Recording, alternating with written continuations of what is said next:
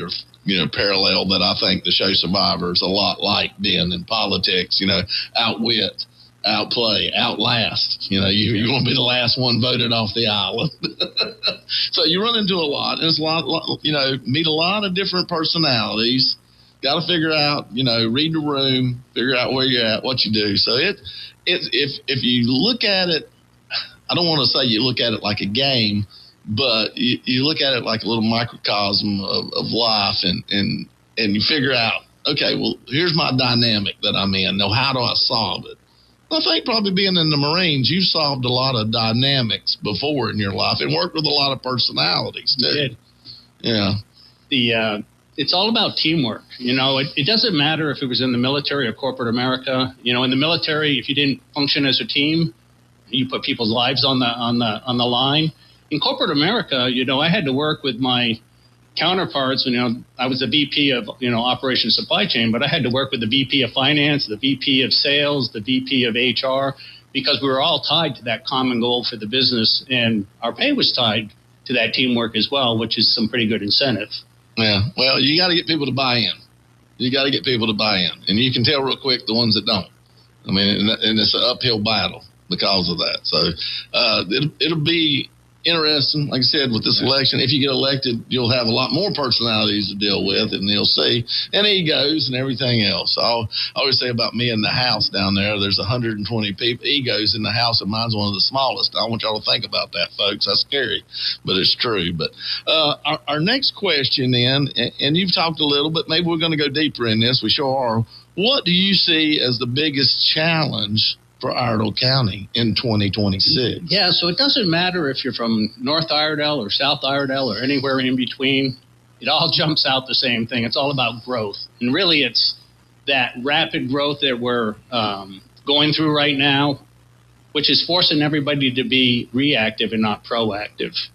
I think that's where I really have something that I can add based off my I have a master's in national resource strategy, so I know how to go ahead and build a plan that will best serve everyone in the county. We do have a vision statement out there. I mean, I've read Horizon 2045, but it's really just a vision statement. There's not a lot of meat to that. Really need to develop a plan and get everybody working together towards what's the short-term plan, the mid-term plan, the long-term plan. What do we need to accomplish this year as part of that short-term plan? And are we going to hold ourselves accountable to what we accomplish? And if we fall short on something, how do we react to that? At the same time, we need to go ahead and deal with some of the other things that we have to focus on. I mean, we know we're going to have continued growth. We know we're going to have competing requirements. And we know we're going to be in an environment of uncertainty. And it's that uncertainty that's really going to drive us to make sure we're doing things right, and that we're constantly reviewing that plan to make sure that we're not coming up short. And that requires at least an annual review to tweak it a little bit and then work with the various cities out there to make sure we're all focused on the same thing. Well, and I know for my time as county commissioner, I was kind of big on making sure that, where did we win? Where did we lose? I think you can do a lot of reflecting to find out where your shortcomings are. And then we got to work to fix the shortcomings to a point. But I think that's true in business. I think it's true in politics. A lot of times we spend a lot of money and then we don't really see the return on investment, the RO on it, because something didn't just click, something didn't go. And so I think it's very important to not continually throw money. Money don't always fix a problem. It doesn't. I think it's continually important to take a look at what are we doing here. We put money towards it. That didn't seem to help. More money, is that going to help? I don't know. So you got to find that problem out. You got to be able to talk to people. And it sounds like that's something you've done quite a bit in your life then. It is. And, I always go back when I was on the joint staff in the Pentagon. I had joint doctrine, which is how we fight our wars, working with the NATO countries. And we wrote 109 publications during the 2 years I was there. Wow. And if you can get NATO countries to agree on stuff, you can get anybody. And then do it. And do it. Yeah, yeah. That's the trickiest part. That's the trickiest part of it. Get them to do it. All right, we'll go on there and move on to the fourth question. You know, with roughly $25 million in tax revenue a year going to come from the data center that's being built off of Stamey Farm Road, what would you do with that money? Well, as I stated earlier, I grew up poor, right? So just because you have something doesn't mean you have to spend it. There you go. So I'm very cautious with that money. I'm a firm believer to make sure we squeeze every penny out of the dollars that we currently have, and are we using them correctly? You know, in the Marine Corps, got funded about 85% of what I needed. I had to find the other 15%. At Ingersoll Rand, a big part of what I did in supply chain was to do productivity or savings, because that's a one-for-one dollar to the bottom line when you do a savings like that. My last year at Ingersoll Rand, I think it was like approximately $15 million in savings that we found. I think you can do the same thing here in Iredell. Every organization has some waste that you can cut out of that. So you start there first. And then you need to really rack and stack those requirements. You don't need to spend it just because you have it. But if there are true requirements that we need to do, such as possibly setting the groundwork for a new school or something else, we know things do not get cheaper with time. So smart investments earlier might be an option. The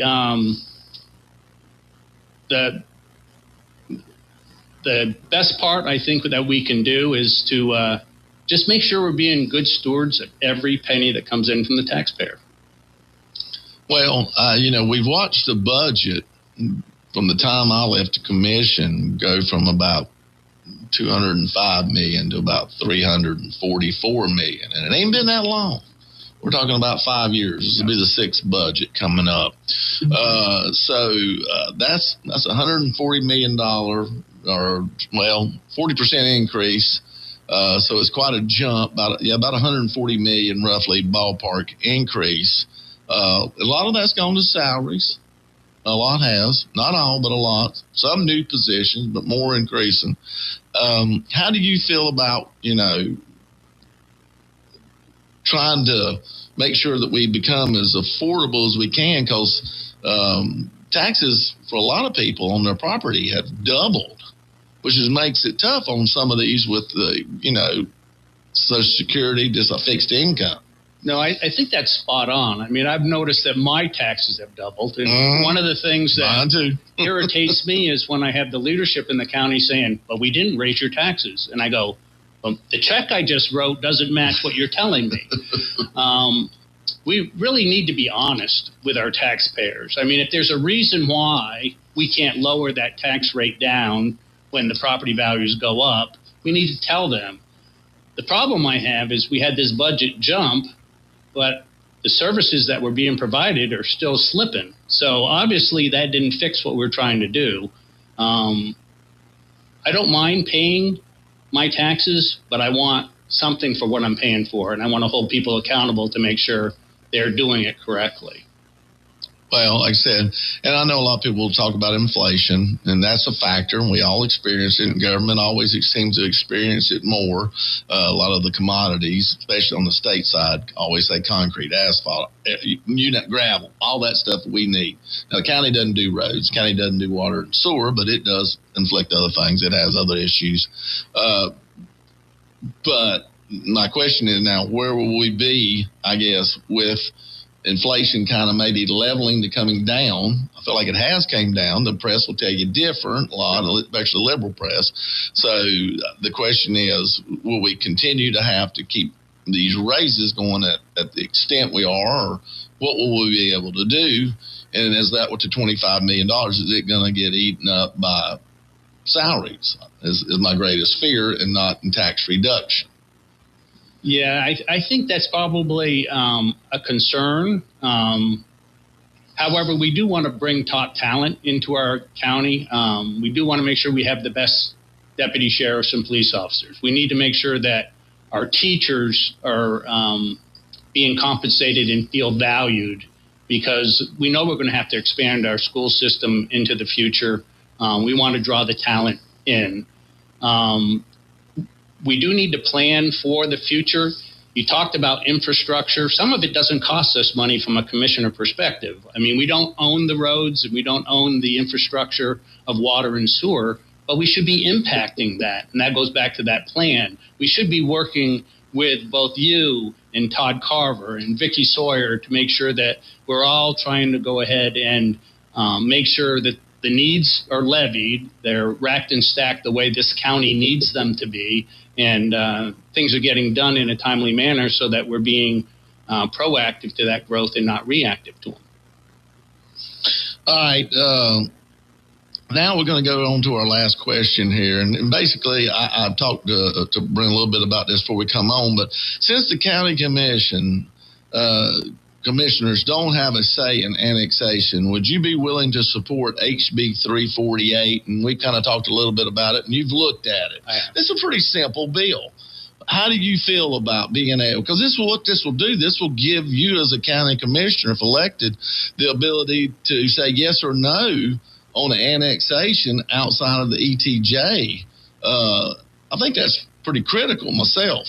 Yeah, I think it is. I mean, it's part of everybody working as a team. Like I had previously said, right now they're being cut out of the decision-making process. I think there's a lot of value to get as many people in that process as possible, and the commissioners are a key portion of that. They need to be involved. They need to be saying both the positive and the negatives with where they stand on any of these annexation projects that are out there. I don't necessarily know if they have to have the veto power, but you definitely need to have a good say in there, and then it becomes incumbent on those commissioners to sell their point for the good of the county. Well, you know, in the way the bill's written, they don't necessarily have a veto. They can say no, and if the municipality still wants to do it, there's a pathway. There's a pathway. It might be a little expensive, but there is a pathway. So, but to me, the problem is you look out at a cornfield or you look out at a cow pasture, and it's not costing you anything. It's not asking for nothing. You're not making a lot of taxes off of it, but there's not a lot being put into it. So the inputs and the outputs, kind of mute to a point. So what you really find there is all of a sudden where you never dreamed there would be a overcrowding or density issue, you've got it. Where you look across back into the ETJ or back into the city limits and see all kind of open space that's not being utilized and needs to be. Yeah, and I think that really leads us into you follow the easiest path instead of the critical path. And we really need to make sure that we're trying to get that 60-40 split between business and residential so that you have more tax payers than you have tax consumers coming into the county, so we don't have to raise taxes. Mm-hmm. That's where I can play in as well. Coming from that environment of running manufacturing plants and distribution centers, I know how to talk the talk and walk the walk when we go out to these businesses and these corporations.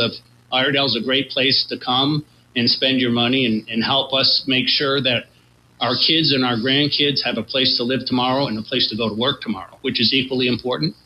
I think there's also tremendous opportunity that we need to be looking at with this growth.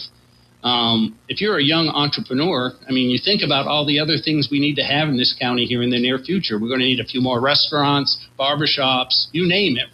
There's opportunity. As we grow, there's room. There's room for everybody to go and really make that American dream come true. Yeah. Well, and we talk a lot about traffic. I know, especially down in the south end of the county, and there's still people that cuss me because I tried to pack everybody I could down there to save farmland, went on the planning board. But that's a whole nother story, folks, we won't get into. But anyway, we talk about traffic. We talk about, can't get here, can't go there, can't do this, can't. But if you have the amenities close, if you have, and as for the people that want to live inside or the corporate limits, or you have the job abilities there, that helps a lot with traffic when you don't have a 30-mile commute or an hour and a half, depending on how long it takes you to get that 30 miles. That's going to help, and sprawl kind of goes against that. It works against you because you're stretched out and everybody's going to have to drive to here, drive to there. And that's great. If you want to live out in the country and you don't want anybody around you, you drive to there. But now, next thing you know, everybody's having to do that. And that's not the way it should be. The city should fill up and then spill out, not jump out. Correct. I agree with that. I think transportation is going to be a challenge for us for a while to be. I mean, I don't think it's undoable. It's a money thing. It's a money thing.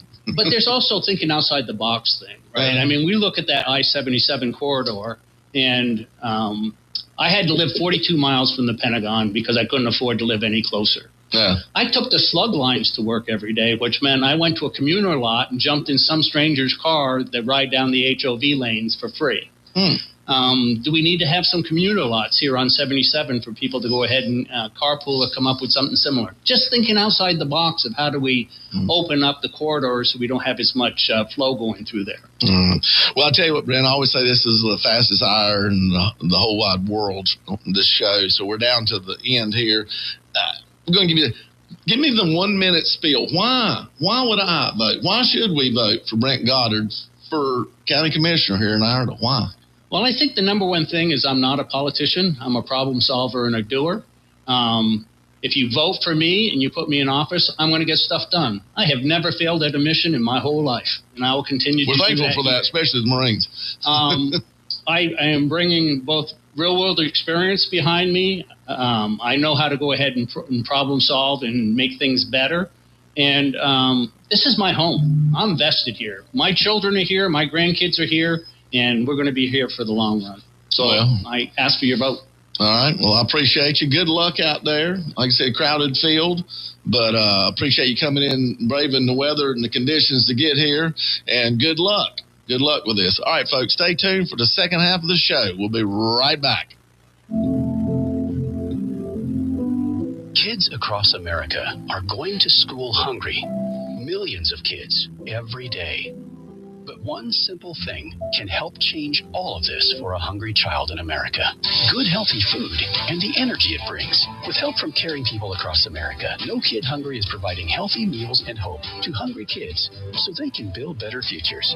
To learn more about ending child hunger in America, go to helpnokidhungry.org today. We all want more for North Carolina.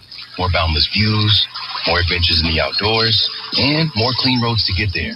But to get more, we have to do less. Less littering, that is. Make it your nature to trash your trash and keep NC clean. And we'll all have more reasons to love North Carolina. Litter less, get more. For more on the 7 outdoor NC Leave No Trace principles, visit outdoornc.com. Sponsored by the North Carolina Association of Broadcasters and Visit North Carolina, a part of the Economic Development Partnership of North Carolina in cooperation with this station. We all play a role in keeping our community safe. Every day, we move in and out of each other's busy lives. It's easy to take for granted all the little moments that make up our everyday. Some are good, for others not so much. But that's life. It's when something doesn't seem quite right that it's time to pay attention.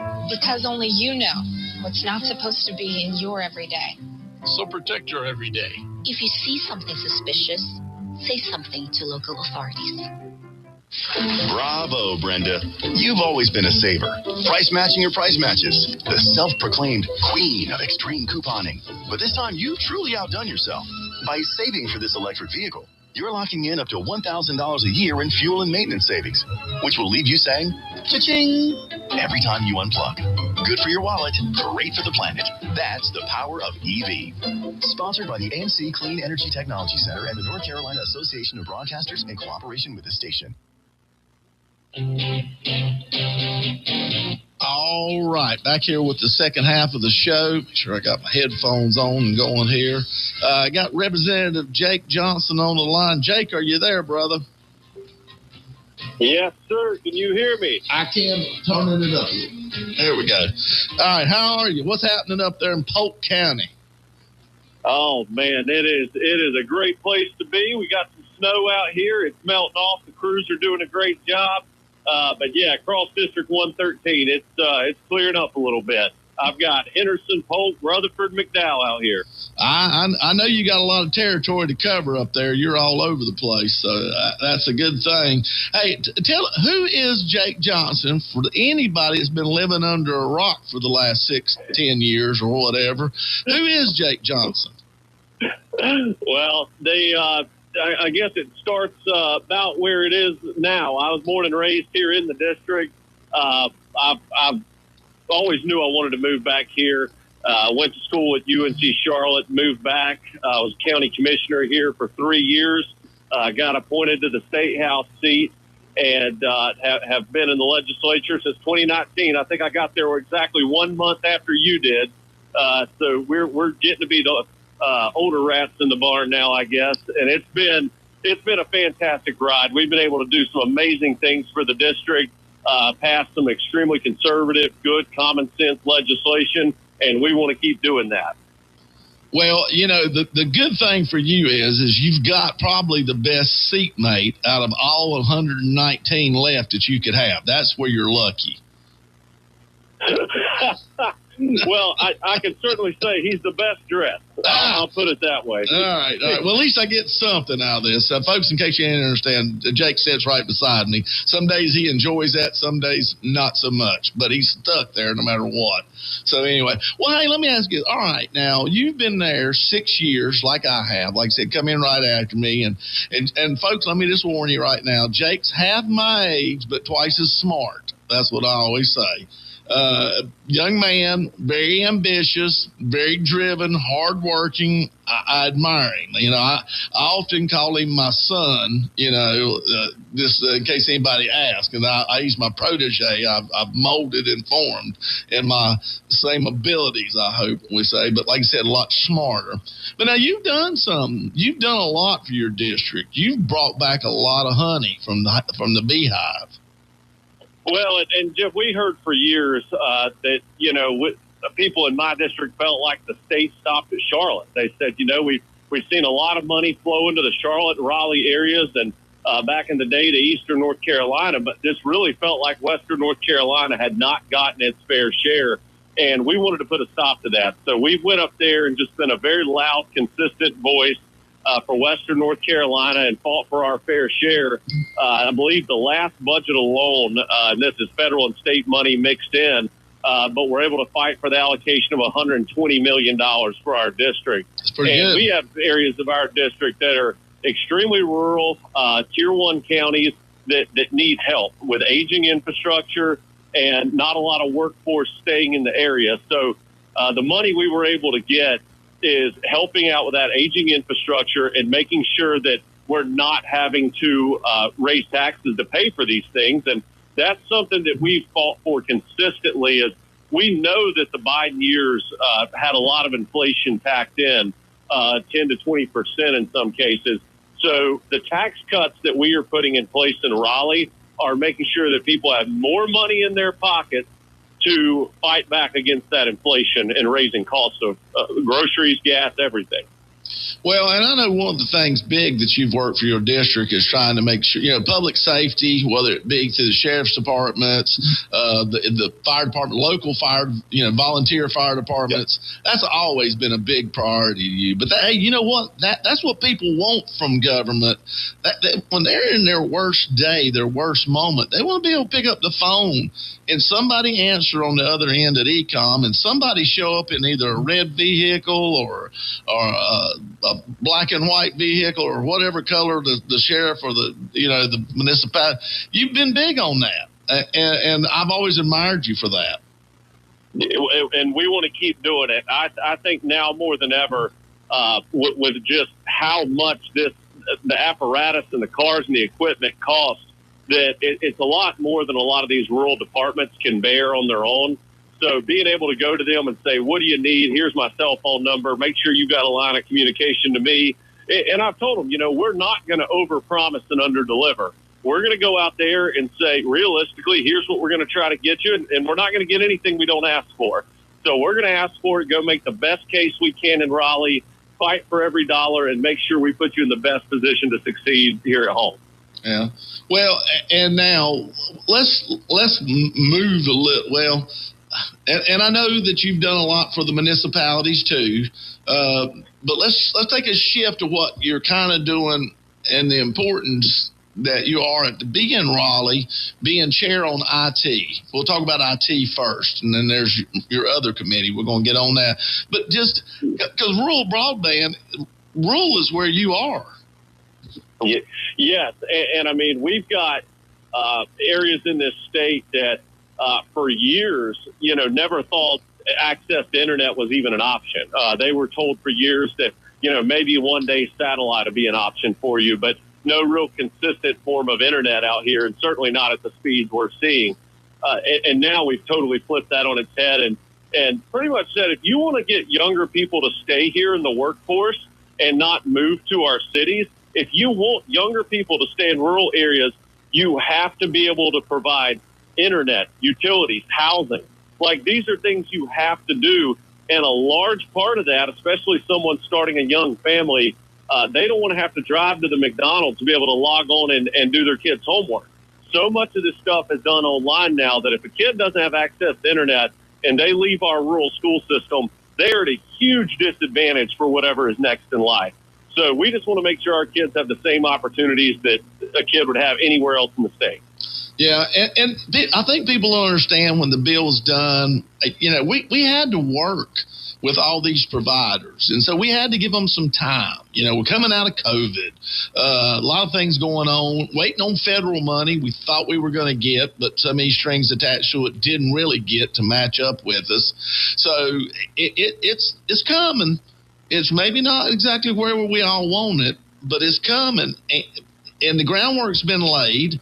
And the amount of effort I watched you put into this was just tremendous. I mean, the fight over the polls, my God. I watched you and former Representative Jason Sain. I thought y'all two it looked like something out of NWF tag team, y'all trying to go against those big giants out there. We're just making sure that the guys that are already in these areas, let's don't reinvent the wheel. Let's make sure that we're signing the necessary partnerships with people already operating in these areas and make sure that at the lowest cost to the consumer, we can get them the best service. Well, and like I said, if you've got it already, that's great. If not, folks, it is coming. And I got a band here in Iredell. It's funny, my upper part of my district, more rural, the most rural, has actually been serviced fairly well. It's a middle band. We're waiting on the other team to come in and play. So just know, I think a lot of people, they're saying, I don't see, we've done it. And it's coming, and I watched you work yourself in the ground trying to get this done and get because you got to make everybody kind of work together, and I guess make them kind of happy too. The providers, the public, the government, the whole 9 yards. Y'all put a lot of work in it. I mean, it was something. I watched y'all get phone calls, 10, 11 o'clock at night. We'll be trying to finish up a late supper, and y'all are, out there arguing with somebody about, whether they can put something on a pole or not. Lord mercy. Getting it done. That's right. Ain't no rest for the weary. Ain't no rest for the weary. I know us old men, it's hard on us, so we're glad we got some youngins out there like yourself that can get it. But, all right, now let's jump over here a little bit. And let's talk about government operations, that you've been the chair on that since it was created. And y'all, I'm the chair on ag and I'm the chair on transportation. But my favorite committee that I serve on is government operations.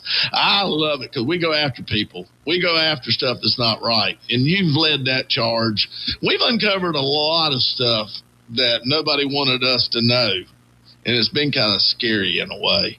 Well, it has. And I think one of the biggest feedback we hear from people out in the district and across the state is, why does it cost so much to run government? How can it be that inefficient that, our hard-earned tax dollars are going to this? And a lot of it is this bureaucratic holdup and expensive bureaucratic process and things not being done the right way within agencies and frankly, just money being wasted.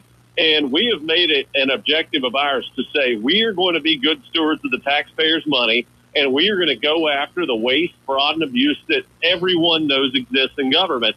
And you're right. Some of the things we've uncovered, not just procedurally done completely the wrong way and at times illegally, but just the waste of money that we've uncovered and then taken steps to correct. I think, it's hard to cover in an elevator speech when you're talking to somebody, explaining it to them, but the hundreds of millions of dollars we have saved taxpayers going forward in this state that can be invested in things like schools, technology, and lowering taxes going forward. It's no small feat, and the members of this committee and our staff have done an incredible job. Yeah, but I've watched you work hard on it. I mean, we got great staff, but the legislators, we have to put in the work too. We have to dig, find the right questions to answer, try to, rip that scab off, as they say. It sounds nasty, but it's the truth. And get down to what's really going on. And we've had stuff there when people were testimony that I'm like, they didn't just say that, did they? Did they just say that? I mean, it's kind of funny when people start talking, they don't realize what all's coming out. I know people on the radio say, hey, you don't want to talk about that. Maybe they listen to it now. But anyway, back to that. It's not easy, and you've led that committee, and you've dug into a lot of this stuff on your own. I've watched you do the research and been proud of you because you've continued to ask the tough questions and brought out the crazy answers. And so many times we find it's the agencies, whether maybe on purpose or not, have just completely misunderstood what we were wanting them to do with the legislation. And I'm starting to think it's not an accident. Not by accident. Yeah, I'm afraid it's not. And that's a lot of what we do. A lot of the agencies that try to circumnavigate, or circumvent the intent of the legislation. The point of this committee and really our mission statement was to make government run more efficient, but it's to identify the legislative intent that if an agency, I don't care if it's Board of Elections, Board of Education, we've SBI, we've called a lot of folks in and said, this is not how the legislature intended this to be ran or implemented. And if you are spending money on things like DEI and all these crazy programs that have nothing to do with your mission statement and are actually costing taxpayers money to not do what you're supposed to be doing in the way of customer service and helping constituents, we're going to put a stop to that immediately.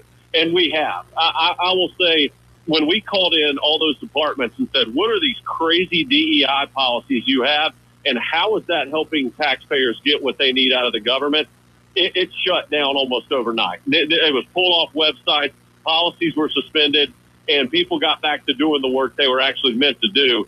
I think it's infuriating to see people waiting at the DMV. Oh, yeah. and how bad it is. And then some of the crazy stuff they're spending money on and policies they're not implementing that they should be. It was extremely frustrating. So after our hearing, we got some new leadership over there. So we're moving the needle. That's what I was getting ready to say. After we brought Wayne Goodwin in 3 times, we finally got what we needed. Somebody knew what they were doing. And I think Paul's doing a better job. I don't know. I ain't going to tell you he's great. We still got issues, but it's a better job, and I think there's hope. And if it don't work out, we're going to bring him in. Being addressed now. Things are being addressed that haven't in the past, and those wait times don't necessarily go down overnight, but you have to take the first step to get to the product we want for the constituents and what they deserve. That's right.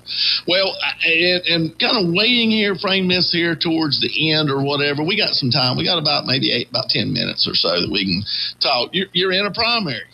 You're in a primary, and I think this is the first primary you've really had since being elected 6 years. We had one in 20. We had a bad one in 2022. We got double bunked. That's right. I forgot about that.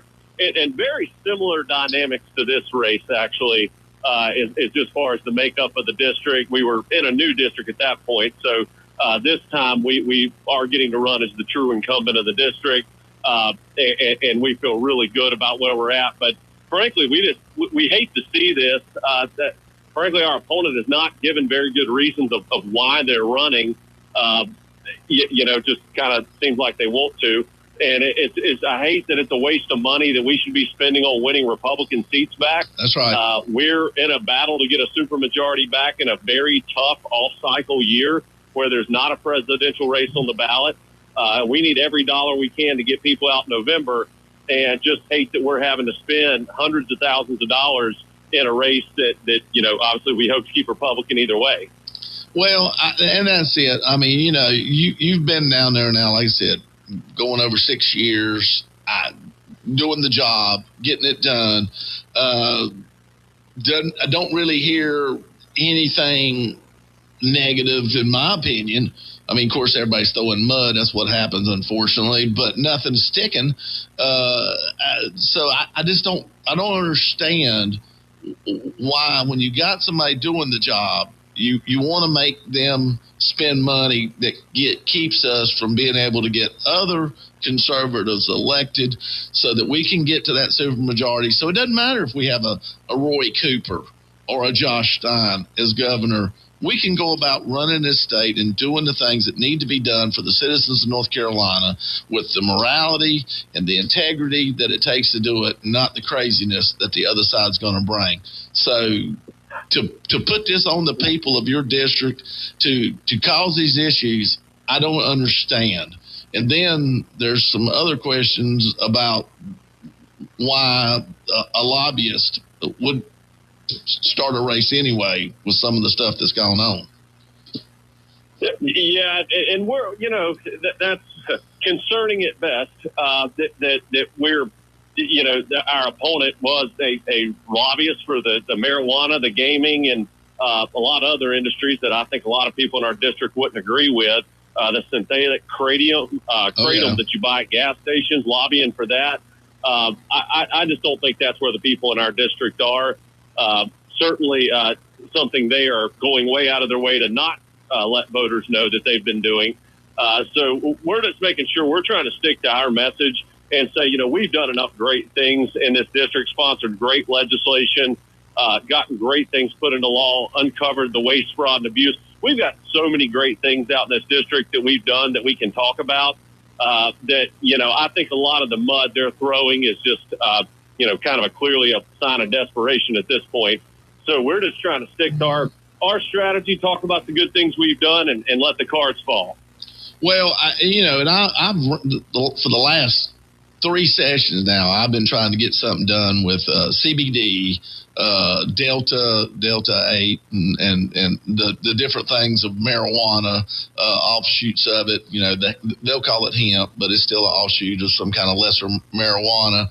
And the kratom, which has kind of come out of nowhere, and that 7-0H, which is the product they synthetically drawed out of kratom, which is a root, an herb, and so created something in labs both with these things, and been there, and I'm not going to mention your opponent, but he's come to my office many times as I'm running these bills, wanting me to kind of lessen them, in my opinion. And I told him I'm not going there.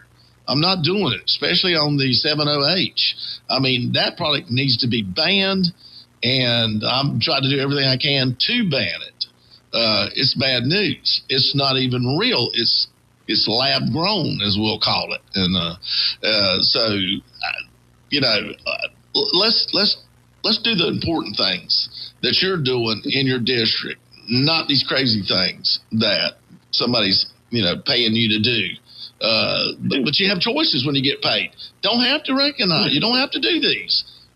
I guess money's a pretty good thing, though. Yeah, and that's where we want to make sure that when we go back to Raleigh, the things we're promoting are things we're hearing directly from voters. And that's been such a huge part of our campaign is, you tell us what's important to you. And what we keep hearing are, the cost of things are going up. The Biden inflation has caught up with everyone. It's caught up in the grocery stores. And it doesn't go away overnight in the change of an administration. Those inflation factors are still there, and they're costing people money. The EPA regulations that the Biden and Obama administrations implemented, they are having an effect on people's wallets, like we knew at the time they would. But what can we do as a legislature to offset that? We can lower your taxes and make sure you're keeping more money to be able to pay these bills that are outside of, frankly, all of our control here. And so we are going in and doing that. In 2026, the state income tax will drop below 4%. I believe for the first time in modern, recorded history here in the state since we've had an income tax. So we are doing the right things to offset that. The last thing we need to do is get in these races that cost so much money that Democrats take back over, because you better believe those taxes will be going back up. We've eliminated the business tax. That will be re-implemented in the time that it was going away. if we lose majorities in the chambers. So I think we have to keep our eye on the prize and make sure we keep Republican majorities and supermajorities in the state. And this pointless infighting that really has no objective other than to feed someone's ego is not productive toward that. You're spot on, brother. You're spot on. Well, hey, we're getting down here. We got a couple more minutes. I was going to try to take the last little bit and work on some stuff. But, you know, and I think you just said it all. I think you just laid it out there. But if you had to, you know, tell people why to reelect the representative that's been doing you a good job, Jake Johnson, what would you say to these people? And I think you just said it, but let's hear it in a different form, maybe. Yeah, and I think it comes down to, I believe our past and current president, Trump, said it best. You know, promises made, promises kept. When we say we're going to do something, hold us accountable that we are going to do it. When we said we were going to protect life, what did we do? We went and passed the Born Alive Act against the odds of the administration, got that put into law. You had a good bill. I would say some of my clever ideas were in there, but you got a great bill passed this time that was actually a version of the bill we ran last time to make sure that our private schools can still have armed security. That's a huge deal for a lot of parents out there. And so ensuring those Second Amendment rights, and then the cutting of taxes. We said we're going to let you keep more money that you've worked hard for. And those tax cuts are continuously going into effect that we worked really hard to get implemented. We said we're going to protect our elections. We've eliminated so many of the loopholes that we've seen in other states. And then with the ICE bill, we said we're going to make sure our communities are safer by getting dangerous, illegal criminals out of our communities. And we have done exactly that. So all the things that our citizens came to us and said, this is important to me, go work on it in Raleigh, I can point to a bill for most all of those things, if not all of them, that we have gotten sponsored and got implemented into law against the odds. So I think that we want to keep more of that going, and the commitments we make back here in the district, keep delivering on them in Raleigh.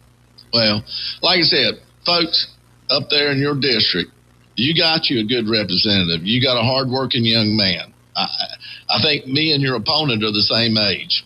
I'm not going to be around that much longer down there. I don't see somebody my age going to give you much longevity. You've got a chance. You got a chance to have somebody that can really, really help these counties that you represent, who can be down there for a while and get some amazing things done. And I'm counting on him, because once I quit and retire, I'm going to come back and beg him for stuff. No, I'm just teasing. But anyway, for my county. But I wish you luck. You know that, and I'm going to work and help you any way I can, brother, because I look at you and admire you and think of you, like I said, like a son of mine, and you're hardworking and you get things done. And that's the name of the game in Raleigh, is getting things done for your county and for this state, and you make it happen. Well, brother, we appreciate it, and we hope to get to work with you and keep getting things done up there. But we really appreciate all you do and helping get the message out, and we hope for good things in March and November. But thank you so much for having me on. You're welcome. And folks, remember, re-elect Jake Johnson as your representative in the North Carolina House. This is critical that you keep him there and keep this going. You take care. Be safe out there. I will talk to you soon. We'll see you, brother. Absolutely. Thank you so much, Jeff. Talk soon. Thank you so much. All right. We really don't have time for a call, and I know a lot of people have wanted to call in for different days, and I've been having double bump, but we got an early voting on the way, so just going to have to excuse me. So you're just going to have to excuse me for that. Got a couple things, though. Gavin Newsom, actually, the governor of California, who thinks he's going to run for president, Democratic Party, 28, has basically come out and said,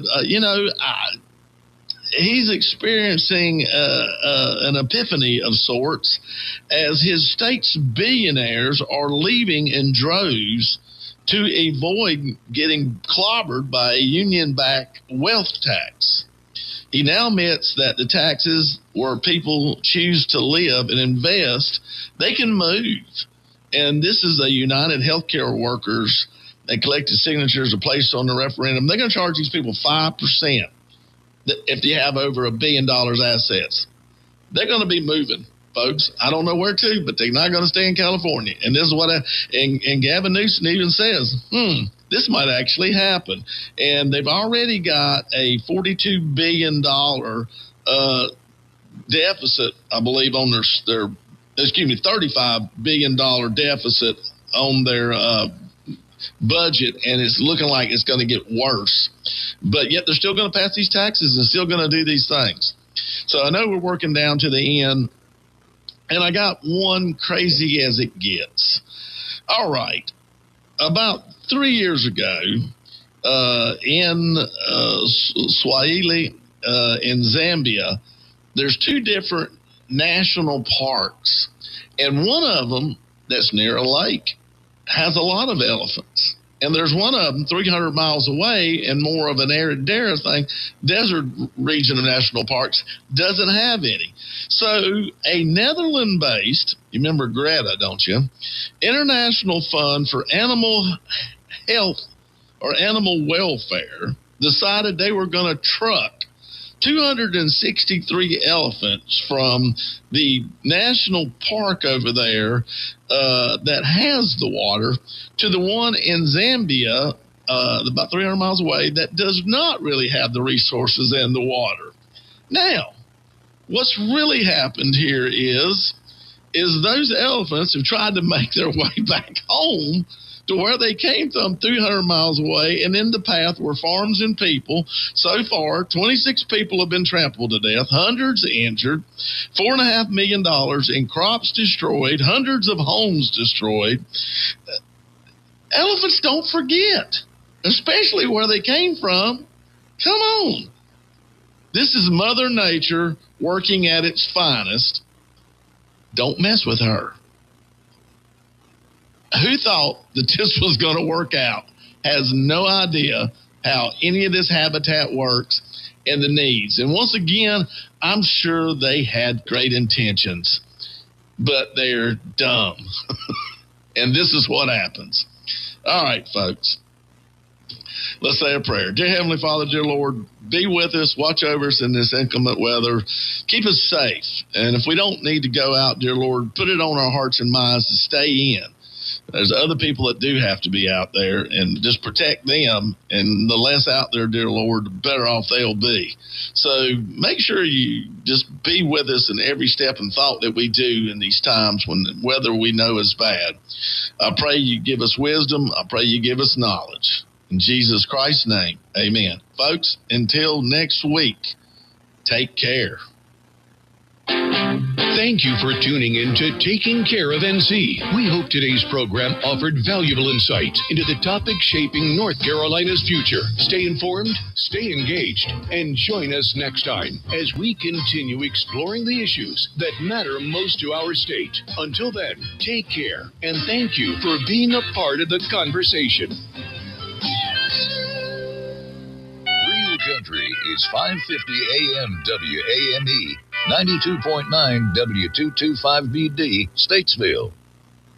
WAME and Bunch Johnson Funeral Home are proud to present our national anthem, Bunch Johnson, where every detail matters. Call them at 704-873-7223 or stop by their location at 705 Davie Avenue, Statesville for your personalized experience. Oh, say, can you see by the dawn's early light what so proudly we hailed at the twilight's last gleaming, whose broad stripes and bright stars through the perilous fight. Oh, the ramparts we watched were so gallantly streamed.